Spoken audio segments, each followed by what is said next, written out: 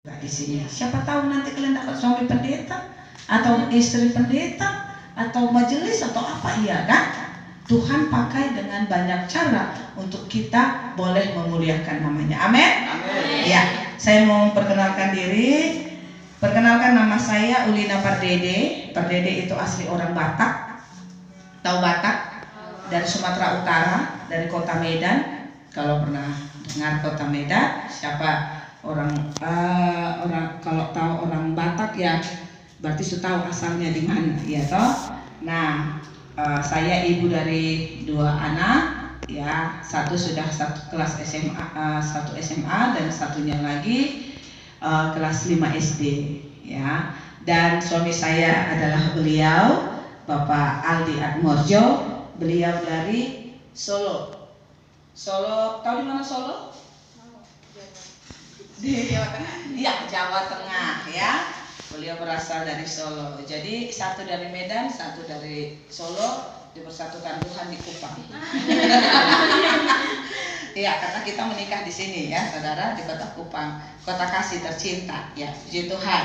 Nanti perkenalan lebih lanjut, mungkin seiring kita sering bareng atau sering ketemu, Bapak, adik-adik bisa kenal saya. Ya, puji Tuhan, kami sepelayanan dengan Bapak Pendeta Cokro, kita satu komunitas, dan biasanya saya dipercayakan di pelayanan altar, jadi pelayanan pujian penyembahan, ya,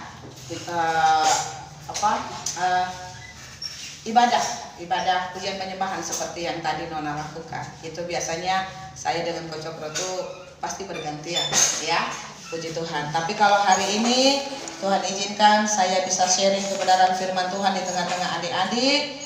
Saya sangat bersyukur sekali buat kesempatan ini dan kita mau belajar bersama-sama. Amin. Ya, belajar tentang hidup benar, hidup yang Tuhan kehendaki, ya. Kita hari ini akan belajar tentang karakter ilahi. Karakter ilahi, ya. Kita buka firman Tuhan, mari sama-sama kita baca.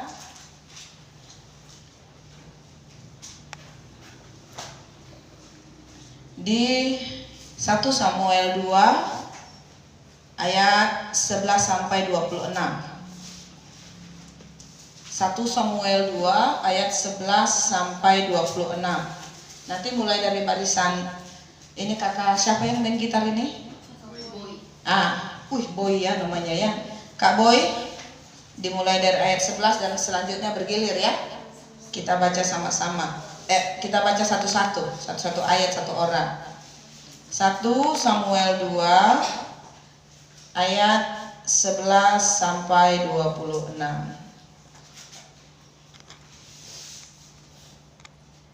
Ya, mulai Kak Boy. 1 Samuel 2 ayat 11 sampai ayat yang ke-26 dengan pergub kejahatan anak-anak Eli.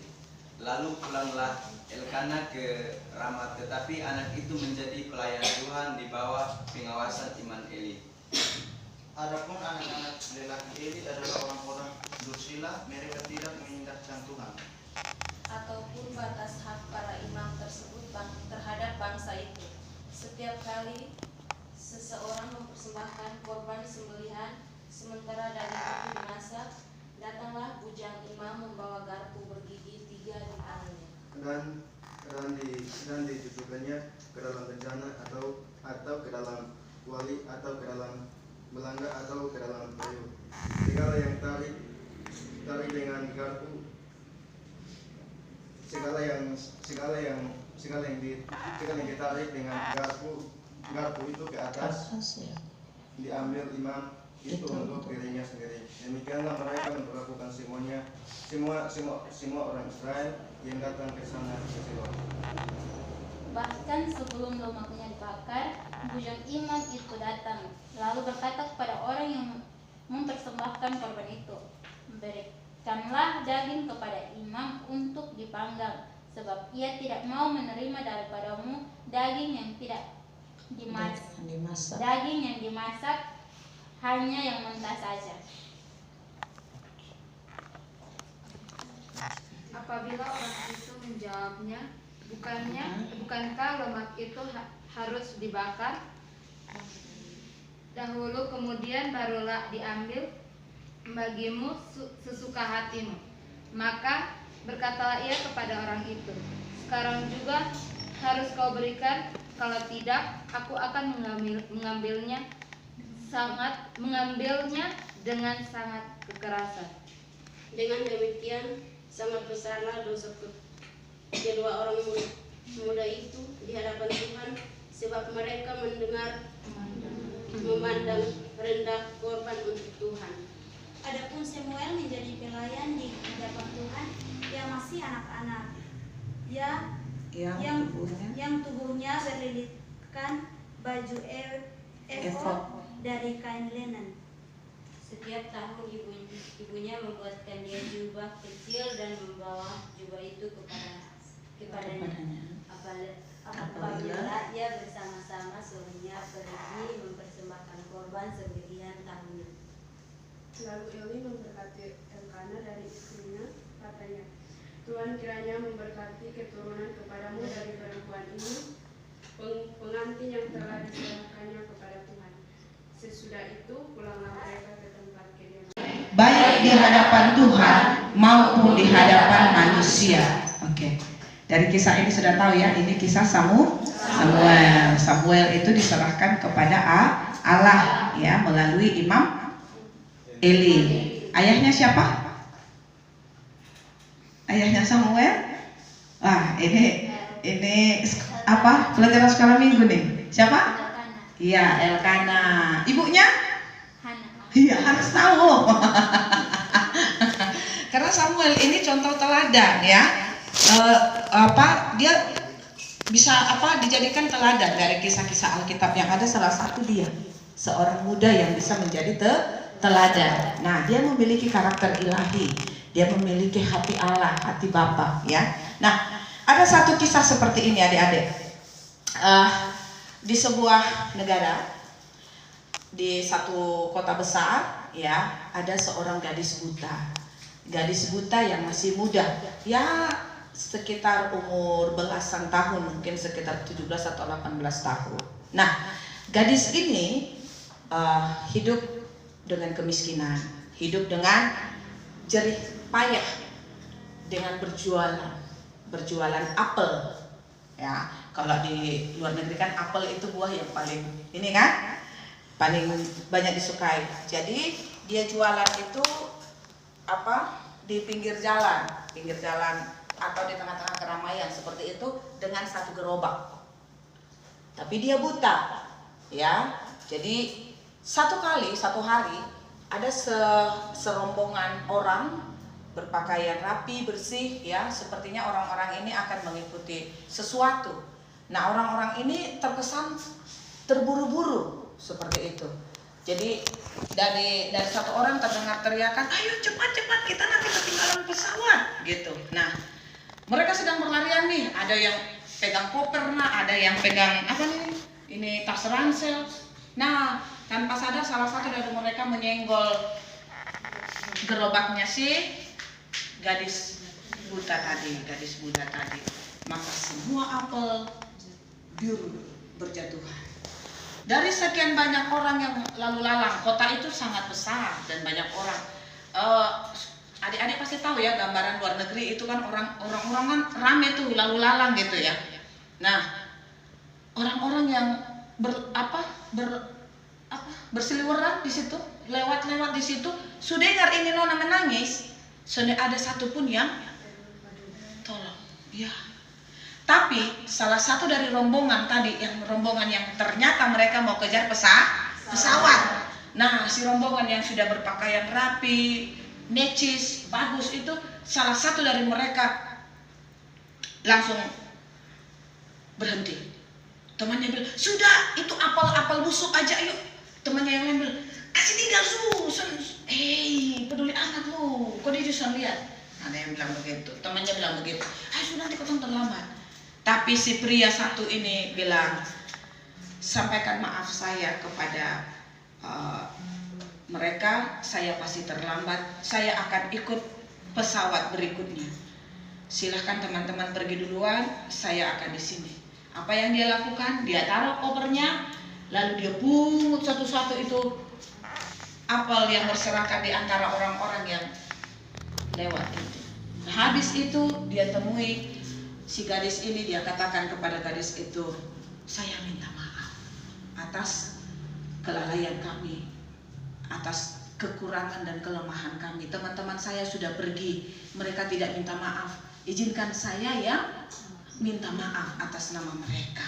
Dan ini sekian uang untuk mengganti apel-apel yang berjatuhan. Nanti sampai di rumah, adik bisa bersihkan yang ada ini yang masih bagus, adik bisa jual dan ini sebagai ganti ruginya. Kira-kira di sini kan si gadis ini nggak kenal dia kan? Si gadis ini nggak tahu dia kan? Nggak bisa lihat. Nah, tapi si gadis ini merasakan sesuatu yang luar biasa dari apa yang dilakukan oleh si pria itu, si pria kaya itu. Ketika si pria itu pergi, si gadis itu hanya bilang, Tuhan, apakah engkau Tuhan Yesus? Katanya. Lu Tuhan kok? Maksudnya berarti dari karakter yang diberikan oleh si pria tadi, dia merasa seperti kehadiran Tuhan ada. Nah, kalau ketong menyimak ilustrasi ini atau cerita ini, kira-kira ada nggak karakter Tuhan di dalam pribadi si pria tadi? Ada, sangat ada. Karena apa? Hati kecilnya, kalau dari sisi waktu, sisi kesempatan, pasti dia lebih memilih langsung naik pesawat. Iya kan? Karena penting. Kok dia orang penting nah. Tapi hati nuraninya berkata, tolong gadis itu. Kira-kira siapa yang berkata itu di dalam pikirannya? Tuhan, Roh Kudus. Nah, kita pun dalam kita kehidupan sehari-hari pun pasti akan ada saja. Ini hanya ilustrasi kecil ya. Akan ada saja yang kotong hadapi di dalam kotong hidup yang menyangkut tentang hati nurani, yang menyangkut tentang karakter. Nah, dari kisah ini kita bisa tahu ya, karakter itu adalah sifat-sifat yang melekat dalam diri seseorang. Sifat-sifat yang melekat dalam diri kotong, dan itu memancar lewat perbuatan. Jadi apa yang menjadi karakter itu berarti sifat yang dari dalam nih, nanti dia akan keluar dengan sendirinya. Jadi ketong akan tahu orang itu baik, orang itu benar, orang itu ini cerdas, orang itu murah hati, orang itu perhatian dari perbuatannya. Nah sekarang ketong mau yang mana nih? Mau nggak melakukan karakter ilahi supaya terpancar perbuatan-perbuatan ilahi dalam hidup kita? Nah, seringkali orang lain baru bisa melihat karakter sejati seseorang dalam keadaan terdesak. Tahu artinya dalam keadaan terdesak? Atau dalam keadaan terjepit? Atau dalam keadaan tidak nyaman? Itu kelihatan karakter asli seseorang. Contoh, ya, ini contoh. Saya kasih ilustrasi suami saya. Suami saya kalau dalam keadaan terdesak atau dalam keadaan panik atau dalam keadaan di luar dugaan gitu ya, itu pasti emosinya langsung naik, cus. Maka terjadi keributan. Apakah ini yang disebut dengan karakter ilahi? Tidak. Atau ini contoh, nyong-nyong yang sering berkendaraan di jalan. Atau siapa sih yang bisa bawa motor atau bawa mobil? Ada yang bisa? Yang bawa kendaraan? Ini sering nih saya dengar kesaksian. Orang salib sedikit sakit hati. Betul kesannya? Tersinggung, maki itu orang. Betul. Di Kupang nih paling sering begitu. Orang salib, misalnya ketemu jalur nih, terus salib dari kiri lah begini. Maka orang yang di sini akan maki ancur semua segala macam. Itulah karakternya. Terbaca kan? Iya. Dan karakter manusia paling terbaca ketika dia dalam kondisi sangat tidak nyaman. Kalau orang dalam kondisi tidak nyaman, dia tetap bisa tenang, dia tetap bisa tersenyum, maka berarti dia memang memiliki hati Tuhan. Tapi kalau dalam kondisi terdesak, lalu dia makin hancur semua orang, keteng tahu tuh. Berarti di dalamnya isinya apa? Itu. Belum lagi sedikit-sedikit curiga, belum lagi sedikit-sedikit tersinggung, belum lagi sedikit-sedikit dia tuh lihat. Kami yang perempuan paling sering yang kayak begitu. Beta dulu pernah, ya. Tapi setelah belajar kebenaran, haleluya. Iya. Apalagi kalau kita tidak memiliki pemahaman yang benar tentang firman Tuhan. Percaya. Akan terbukti. Di jalanan sana pasti ketemu sembarangan. Atau maaf, ketika kalian di asrama sama-sama di sini, akan terlihat karakter-karakter ilahi atau tidak di antara kalian. Bikin sesuatu masalah, maka akan terlihat dia itu akan menghadapi masalah dengan cara apa? Dengan cara marah atau dengan cara tenang? Kira-kira kalian lebih suka yang marah atau yang tenang? So pasti. Berarti dia bawa damai sejahtera, ya. Banyak orang berjumpa dengan Kristus atau mengalami pengalaman-pengalaman ajaib bersama Tuhan. Dia bisa menyembah, aduhai luar biasa suaranya, na'udzubillah merdunya. Oh, haleluya. Kotong dengar dia menyanyi saja kotong bulu berinding. Ada yang bilang sampai kepala bangkak apa. Tapi ya, namun tidak semua orang bisa mendapat perkenanan Tuhan.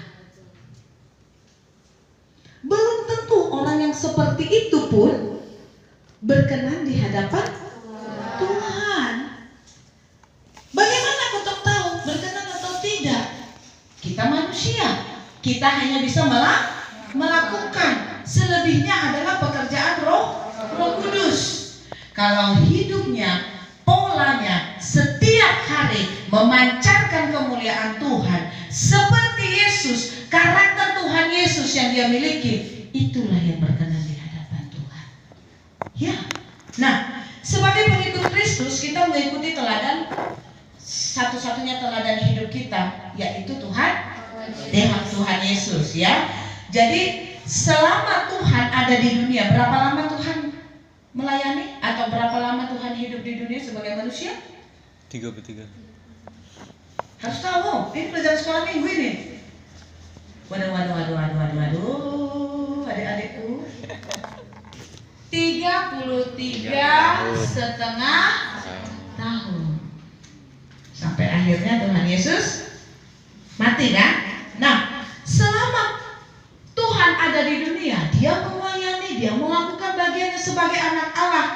Banyak teladan yang Tuhan Yesus tunjukkan, ya. Banyak karakter-karakter yang Tuhan Yesus tunjukkan sebagai contoh, ya. Nah, selama pelayanan itulah karakter ilahi.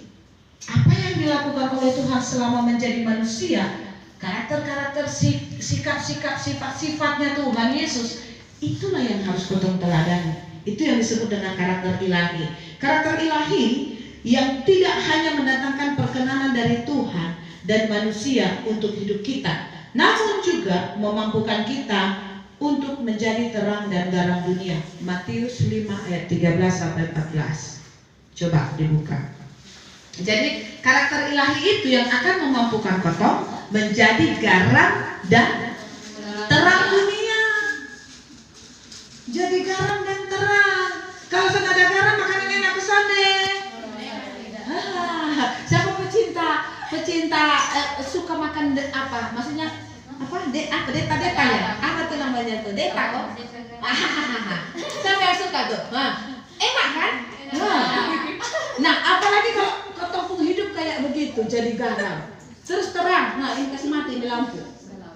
Gelap. Siapa yang suka di tempat gelap? Gelaplah hatimu. Pasti kita lebih memilih di tempat terang. Apalagi yang panau dengan gelap, yang sejak kecil. Ya, iya kan anak-anak kecil umumnya takut gelap. Nah, tapi kan bukan ilustrasi yang seperti yang saya maksud. Maksudnya kita menjadi terang, kita bisa memancarkan kemuliaan Tuhan. Ya, terus kita menjadi garam berarti kita bisa mempengaruhi, memberi rasa tersendiri di tempat itu, memberi warna tersendiri. Warnanya apa? Yaitu karakter ilahi, karakter seperti Yesus, ya. Kesalahan banyak orang Kristen itu adalah merasa sudah percaya. Siapa yang percaya sama Tuhan Yesus? Siapa yang percaya Yesus sebagai juru selamat? Semua kita percaya. Amin. Amin. Yang menjadi pengikut Kristus pasti percaya Yesus adalah juru selamat. Nah, sudah percaya hanya karena mereka memiliki pengaminan akali. Artinya apa? Kita sekedar mengamini, ya amin, amin, saya percaya Tuhan, ya amin, Tuhan berkuasa, Tuhan Yesus juru selamat, amin. Ya, nah, tidak heran kalau kehidupan mereka tidak menunjukkan karakter anak Allah yang diteladankan oleh Tuhan Yesus. Hanya sekedar amin, tapi tidak memiliki hidup atau karakter seperti Yesus. Ya, apa saja contoh-contoh karakter Yesus? Buka buka Galatia 5:22-23. Apa itu? Betul. Papa jangan suka tahu. Kasih, kesabaran, kemurahan, kebaikan, kesetiaan, dan penguasaan diri. harus hafal loh. Umur berapa kamu sekarang? 18. Anak sudah 18 tahun harus hafal itu buah-buah roh. Apalagi yang sudah, maaf yang gemit, yang sudah CD. Sudah CD? Nah itu, ya toh harus hafal. Ulang. Kasih, sukacita, damai sejahtera, kesabaran, kemurahan, kebaikan, kesetiaan, kelemah lembutan, dan penguasaan diri. Tuh. Pikir yang mana bagian? Pilih yang mana bagianmu? Kira-kira yang mana?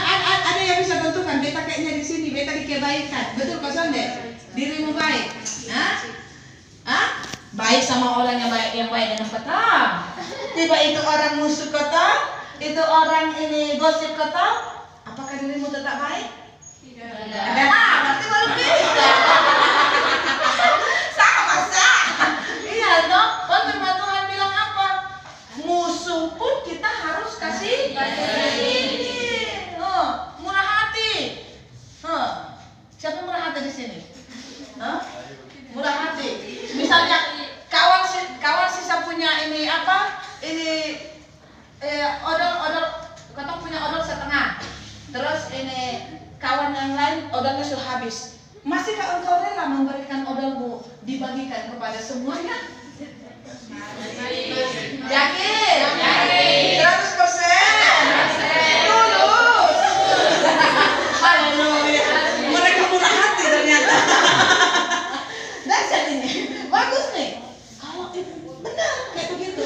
Ataukah engkau hanya murah hati kepada teman yang memperhatikanmu, yang suka memberimu juga? Kau disuruh beta aja, beta tolong dia. Ada syarat dong. Kalau ada syarat, nehi, itu bukan murah hati kawan ya. Itu bukan murah hati sayang ya. Itu masih ada kepentingan. Nah, banyak lagi tuh. Apa lagi baru? Penguasaan diri. Ini paling banyak. Penguasaan diri. Ini yang terakhir di buah roh itu kan, penguasaan diri. Mampukah engkau menguasai emosimu ketika engkau dicaci, ketika engkau dimaki, ketika engkau digosipkan, ketika engkau dinyatakan buruk, ketika engkau tidak dipedulikan, ketika engkau dianggap sepele, ketika engkau tidak ada apa-apanya di mata orang lain? Bisa?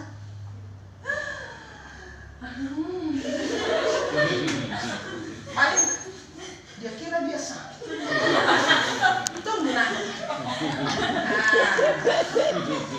Jiwa persaingannya masih ada. Kesombongannya masih ada. Pengusahaan diri itu belum. Dulu bisa anakku, katanya bapak di sekolah. Kalau belajar kebenaran apa? Ngiri-ngiri sedap, orang Batak bilang. Ada filmnya. Ngiri-ngiri sedap. Kadang kotong tidak sadar. Kotong tuh memancarkan apa yang dunia lakukan setiap hari. Tanpa sadar. Saya pun belajar adik-adik soal itu. Berkata-kata, berbuat, bertindak, memandang orang lain. Ketika kau melihat seseorang, ketika kau melihat temanmu, apa yang kau pikirkan tentang dia, itu juga karakter ilahi. Apalagi kalau lu mengherok lain, karakter apa su itu? Ayo belajar sama-sama, berubah. Iya,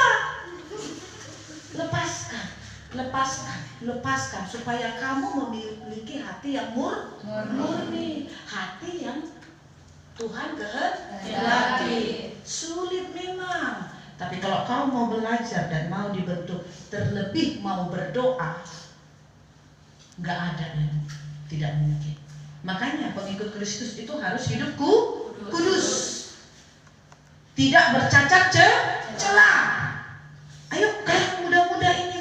Jadi ada beberapa contoh yang harus adik-adik jalankan. Ini contoh-contoh kecil ya, karena banyak lagi tabiat-tabiat atau kebiasaan-kebiasaan kita yang tanpa kita sadari kita lakukan, bukan menunjukkan karakter Tuhan, bukan menunjukkan karakter Yesus.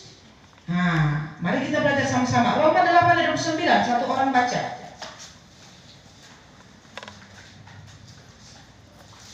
Roma 8:29. Yang sudah ketemu katakan amin. Amin. Ayo baca.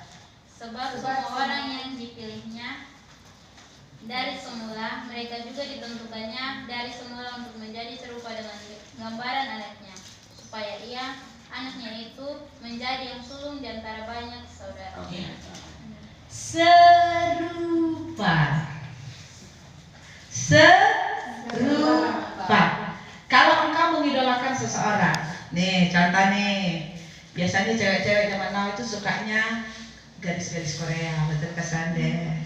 Nanti dia pompomis mulai pasang, kan Korea punya rambut air semua, maka potong yang kariting apa ini, kariting berat ini kasih lurus semua, termasuk saya juga ya kan.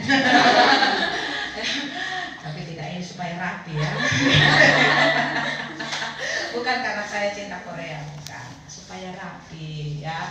Kita banyak berada di jalur depan, jadi terkesan kalau rambut saya jabrik sana jabrik sini itu kayak gimana gitu ya. Kurang percaya diri ya, maka saya rebonding lah dia ya kan. Jadi tambah cantik kan sekarang. Jadi kalau tujuannya untuk baik, saya rasa Tuhan pun bisa memahami ketong kondisi ya. Tapi kalau tujuannya untuk ketong maaf nih, supaya dia pun pacar banyak, supaya nanti dapat laki orang kaya, supaya ini diperhatikan oleh semua orang, supaya beta lebih gagah dari semua. Sana ada saingan dengan beta. Jangan. Kamu mempercantik dirimu untuk kemuliaan Tuhan. Amin. Jadi percantik dirimu supaya Tuhan semakin senang. Artinya gini, kita juga nggak boleh kasih malu Tuhan dengan kotong kebobrokan, keapa-adaannya kotong. Sudahlah, memang Tuhan sudah jadikan demikian adanya. Tapi kotong sampai urus diri, sama juga. Malah orang akan cibir kita. Lihat dong tuh begitu, sudah beres. Akhirnya jadi apa? Dosa kan? Jadi kotong yang cewek-cewek nih, bukan cowok, bukan berarti kamu jadi cantik nanti ya, cowok-cowok ya. Yang cewek-cewek nih, kamu boleh mempercantik diri, tapi yang sesuai dengan umurmu, sesuai dengan doitmu. sesuai dengan kemampuanmu, sesuai dengan keberadaan orang tuamu, sesuai dengan keperluanmu. Ya kan, kalau tugas yang seperti ini memang harus cantik. Gak mungkin kamu pakai baju rapi kayak begini tapi rambut cabik sana sini, kan gak mungkin. Loh, harus sesuai dia tempat. Nanti saya nggak bayangin. Tiba-tiba bajunya udah rapi nih, udah necis, pakai high heel, tapi rambut tak fluid sana sini.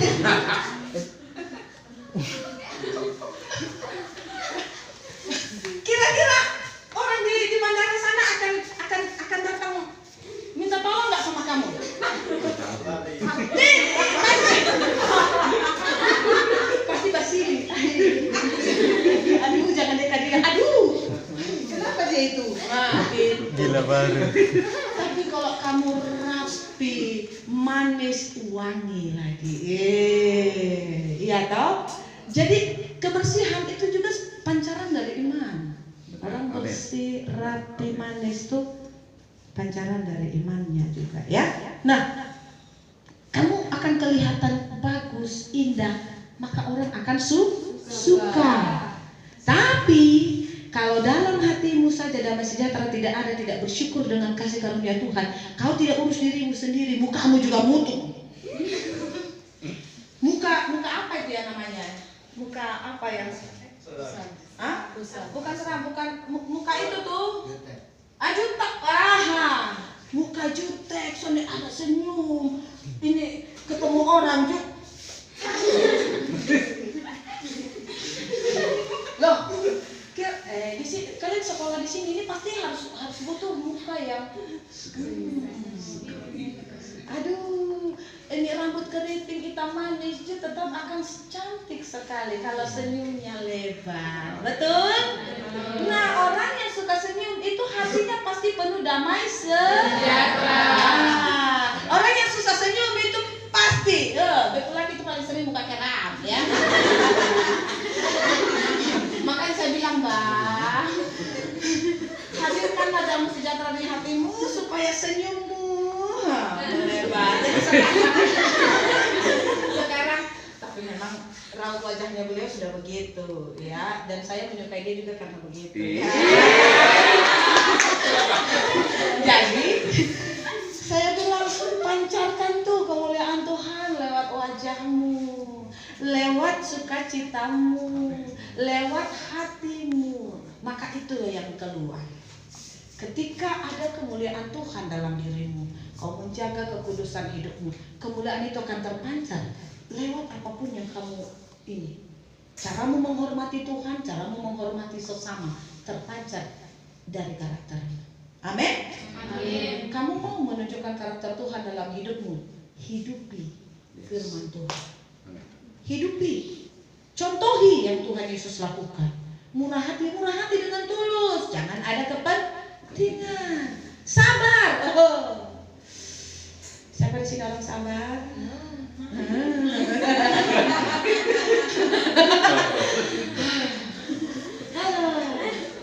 Sabar. Ya, saya mau bersaksi satu hal. Setelah kita belajar kebenaran ini, banyak sekali ujian hidup yang terjadi dalam keluarga kami. Tapi saya menyadari hidup saya adalah milik Tuhan. Dari dulu saya memberi diri kepada Tuhan. Sejak saya umur 13 tahun, saya sudah menjadi seorang guru sekolah minggu, pelatih paduan suara.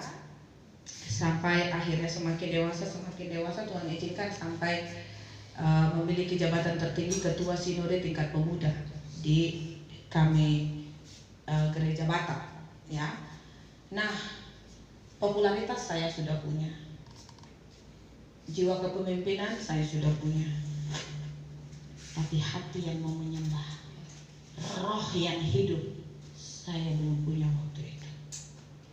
Maka akhirnya Tuhan sayang saya, Tuhan kasih saya waktu itu sesuatu yang membuat saya terpuruk, dan itu mengembalikan hati jiwa saya kepada Tuhan. Tahun 2006 saya memberi diri dibaptis Selam. Di situ saya lahir baru dan saya berkomitmen. Saya bilang, Tuhan, saya mau hidup baru. Hidup yang dipenuhi oleh Roh Kudus. Dan itu terjadi sampai akhirnya kami berumah tangga.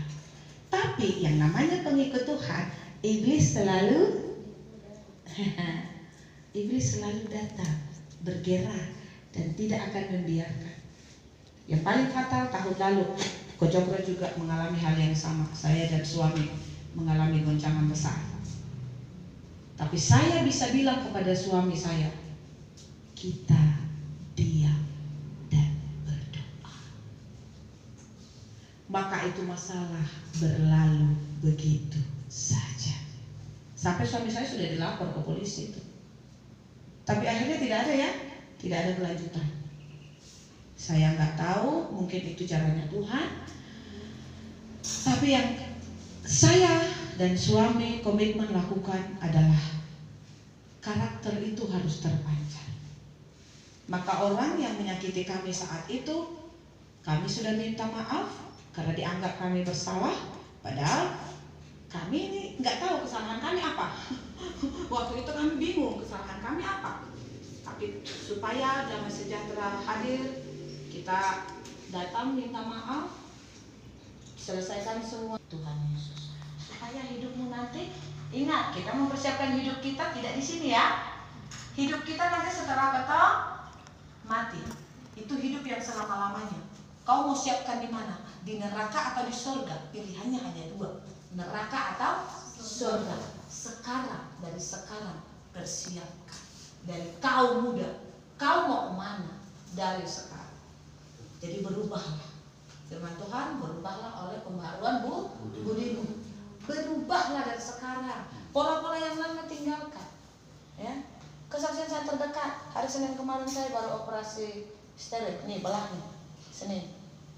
Kira-kira menurut adik-adik saya bisa berdiri di sini karena apa? Tuhan. Ya. Orang operasi itu tidur 2 minggu, 3 minggu, bisa 40 hari ya kan? Bed rest. Tapi kalau Tuhan izinkan saya tidak merasakan sakit saat ini perbannya belum dibuka nih, karena hari Senin baru kontrol. Itu semua karena kemurahan hati Allah ada pada kita. Maka